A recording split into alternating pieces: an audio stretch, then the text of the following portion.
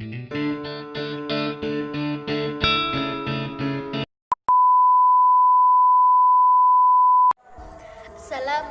warahmatullahi wabarakatuh. Kami dari kelompok 4 akan mempresentasikan tentang kutipan dan sistem rujukan. Saya Intan Nisa Rahmawati, NIM 060403200082. Saya Friza Maulda Kusania, NIM 0604032008. Saya Hana Wahidatul Fauzia, NIM 060403200081. Assalamualaikum warahmatullahi wabarakatuh. Perkenalkan, nama saya Fadilatul Yusroh, NIM 060403200079. Pengertian kutipan.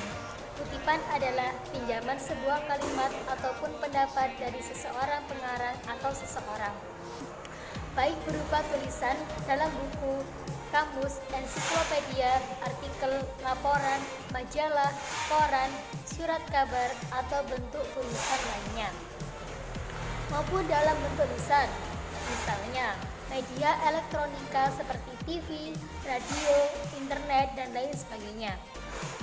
Tujuan kutipan yaitu sebagai pengokohan argumentasi dalam sebuah karangan. Bahan-bahan yang dimasukkan dalam sebuah kutipan adalah bahan yang tidak atau belum menjadi pengetahuan umum, hasil-hasil penelitian terbaru, dan pendapat-pendapat seseorang yang tidak atau belum menjadi pendapat umum. Jadi, pendapat pribadi tidak perlu dimasukkan sebagai kutipan. Dalam mengutip, kita harus menyebutkan sumbernya.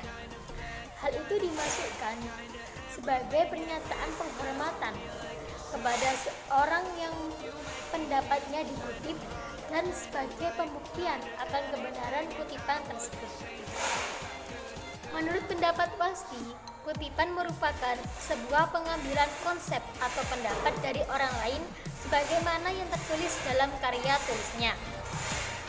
Kutipan di samping dimaksudkan sebagai penguat atau pendukung bahasan, juga dapat berfungsi sebagai upaya penekanan arti penting dari apa yang dikemukakan oleh penulis yang mengutip itu. Saya akan menjelaskan tentang fungsi kutipan. Fungsi kutipan diantaranya yaitu yang pertama, sebagai landasan teori. Yang kedua, penguat pendapat penulis. Yang ketiga, penjelasan suatu uraian. Yang keempat, bahan bukti untuk menunjang pendapat itu. Sedangkan, fungsi utama kutipan dalam karya ilmiah adalah sebagai berikut. Menegaskan isi uraian atau membuktikan kebenaran yang diajukan oleh penulis berdasarkan bukti-bukti yang diperoleh dari literatur, pendapat seseorang atau pakar, bahkan pengalaman empiris. Peletakan kutipan dilakukan dalam dua cara, yakni pada teks atau menjadi bagian catatan kaki. Peletakan pada catatan akhir atau endnote umumnya dilakukan andai kata penulis tidak menginginkan adanya penjelasan yang akan mengganggu keruntutan uraian pada teks. Selanjutnya yaitu prinsip-prinsip kutipan. Dalam mengutip, harus diperhatikan prinsip-prinsip mengutip, termasuk menyebutkan sumbernya. Hal itu dimaksudkan sebagai pernyataan penghormatan kepada orang yang pendapatnya dikutip dan sebagai pembuktian akan kebenaran kutipan tersebut. Ada beberapa prinsip yang harus diterapkan dalam mengutip, yaitu yang pertama, agar tulisan tersusun menjadi satu himpunan, penulis hendaknya tidak terlalu banyak mengutip. Yang kedua, kutipan dianggap benar jika penulis menunjukkan tempat atau asal kutipan, sehingga pembaca dapat menyesuaikan kutipan dengan sumber aslinya. Yang ketiga, kutipan hendaknya diambil seperlunya agar tidak merusak uraian sebenarnya. Yang keempat, kutipan yang panjang sebaiknya dimasukkan dalam lampiran.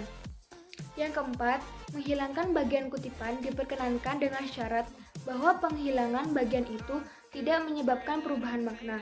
Yang keenam, pada kutipan langsung, penulis tidak boleh mengubah apapun, dan andai kata penulis tidak menyetujui apa yang dikutipnya atau menemukan kesalahan, ia dapat memberi tanda titik atau sip. Yang terakhir, pengutip tidak boleh mengadakan perubahan, baik kata-katanya maupun tekniknya.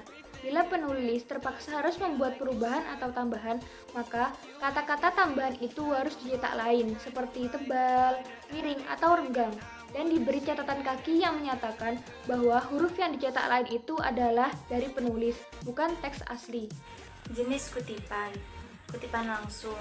Kutipan langsung, direct quotation, adalah kutipan hasil penelitian, hasil karya, atau pendapat orang lain yang penyajiannya sama persis dengan teks aslinya yang dikutip dalam merujuk sumber kutipan di teks utama. Sebutkan referensinya dengan penulis, nama pengarang, tahun penerbitan, dan nomor halamannya. Kutipan langsung dibagi menjadi dua macam, yaitu A. Kutipan langsung yang tidak lebih dari 4 baris, ditulis menyatu dengan teks, diapit tanpa petik, jarak tulisan antara baris dengan baris 2 spasi. Pada akhir kutipan diberi nomor petunjuk setengah spasi ke atas dan diberi catatan kaki. Catatan kaki ialah catatan pada kaki halaman untuk menerangkan sumber kutipan, yaitu nama pengarang, judul buku, jilid berapa, cetakan keberapa, halaman berapa, nama penerbit, kota, tempat buku sumber diterbitkan, dan tahun penerbitan. Sumber kutipan ditulis di antara tanda-tanda kurung. B. Kutipan langsung yang lebih dari 4 baris. Kutipan itu dipisahkan dari teks dengan jarak 2,5 spasi, jarak antara baris dengan baris kutipan 1 spasi. Kutipan itu boleh diapit tanpa kutip, boleh juga tidak pada akhir kutipan. Dibubuhi nomor petunjuk, seluruh kutipan dimasukkan dalam 5-7 ketikan. Sistem rujukan dalam konteks karya ilmiah merupakan sebuah data informasi atau sumber untuk menunjukkan di mana sebuah kutipan diambil sehingga dapat disesuaikan atau dipertanggungjawabkan. Upaya menjaga etika ilmiah dalam hal penggunaan sumber lain dalam sebuah tulisan. Kita mengenal sistem catatan. Sistem ini dikembangkan dalam tiap bidang ilmu selingkuh sehingga muncul variasi dalam penulisannya. Tidak heran apabila sistem yang digunakan oleh bidang ilmu tertentu berbeda dengan sistem yang dikembangkan oleh bidang ilmu lainnya. Walaupun demikian, kita mengenal dua sistem petunjuk yang sering digunakan, yaitu 1. Catatan kaki, 2. Catatan belakang. Catatan kaki adalah catatan yang diletakkan di bagian bawah halaman. Menurut S. Natusior dan M. Thomas, catatan kaki ialah catatan pada kaki halaman, kegunaannya untuk menyatakan sumber suatu kutipan, pendapat, buah pikiran, dapat fakta, atau ikhtisar.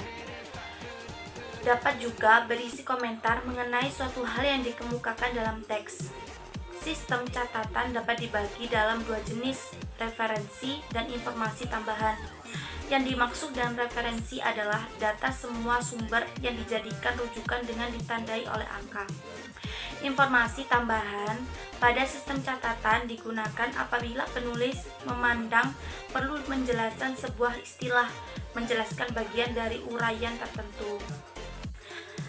Catatan kaki harus dicantumkan nama pengarang, nama penerbit, tempat dan tahun penerbitan, halaman-halaman yang dikutip atau yang berkenaan dengan teks. Kegunaan catatan kaki seperti pada buku, majalah, surat kabar, karangan yang tidak diterbitkan seperti tesis, disertai interview. Mempersingkat catatan kaki. Catatan kaki tak usah selalu ditulis selengkapnya kalau suatu sumber telah pernah disebut dengan lengkap, yakni pada pertama kalinya, maka catatan kaki itu selanjutnya dapat dipersingkat dengan mempergunakan singkatan. Di sini saya akan menjelaskan tentang IBIT, OPCIT, dan LogCIT. 1. IBIT. Singkatan ini berasal dari kata lengkap ibidem yang berarti pada tempat yang sama. Singkatan ini digunakan jika perujukan lanjutan mengacu langsung pada karya yang disebut dalam perujukan nomor sebelumnya. Jika nomor halaman pengajuan sama, tidak perlu dicantumkan nomor halaman. Yang kedua, ada OPCIT. Singkatan ini berasal dari gabungan kata citate yang berarti pada karya yang telah dikutip. Singkatan ini digunakan jika perujukan lanjutan mengacu perujukan pertama yang berasal dari buku, namun diselingi perujukan lain. Yang ketiga ada LogCIT. Singkatan ini berasal dari gabungan kata logo citato yang berarti pada tempat yang telah dikutip. Singkatan ini digunakan jika perujukan lanjutan mengacu perujukan pertama yang berasal dari artikel dalam majalah, ensiklopedia, surat kabar, namun diselingi perujukan lain. 2. Sistem langsung atau parenthetical reference. yang menempatkan informasi mengenai sumber dalam tanda kurung yang diletakkan satu, langsung pada bagian yang dikutip, yang kedua pada daftar kutipan, yang ketiga pada daftar pustaka. Daftar pustaka dapat disusun dengan berbagai format. Ada dua format yang akan diuraikan dalam modul ini, yakni format MLA atau The Modern Language Association dan format APA, American Psychological Association. Kedua format itu adalah format yang umum ditemukan dalam bidang ilmu humaniora. Akan tetapi, sebenarnya ada berbagai format daftar pustaka yang berlaku di selingkungan bidang ilmu. Misalnya, format daftar pustaka untuk bidang ilmu biologi, kedokteran, hukum, dan lain-lain. Sekian penjelasan dari saya. Wassalamualaikum warahmatullahi wabarakatuh.